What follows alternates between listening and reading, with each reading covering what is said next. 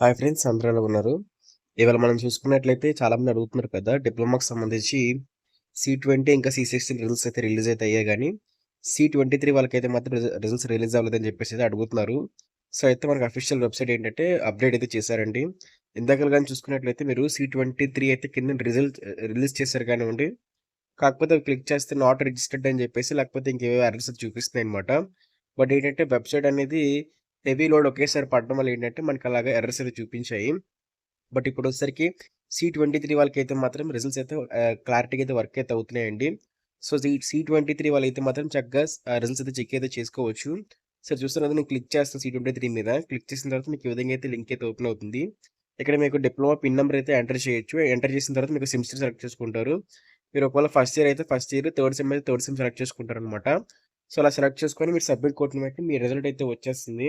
So, ఇక్కడ ఎంతమంది అయితే C23 రిజల్ట్స్ కోసం వెయిట్ చేస్తారో వాళ్ళందరూ కూడా కామెంట్ చేయండి.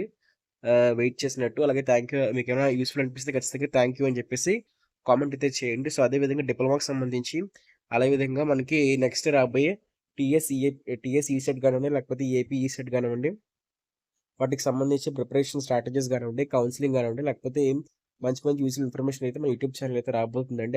అదే విధంగా డిప్లొమాకి సంబంధించి మనకు అన్ని నోటిఫికేషన్స్, రిజల్ట్స్ గానివ్వండి, నోటిఫికేషన్స్ గానివ్వండి, సో, ఇలాగ ఏ అప్డేట్ వచ్చినా సరే మనకి ఎస్‌బిటిఐ నుంచి మనకి యూట్యూబ్ ఛానల్ అయితే ఇప్పటి నుంచి పెట్టడం జరుగుతుందనమాట.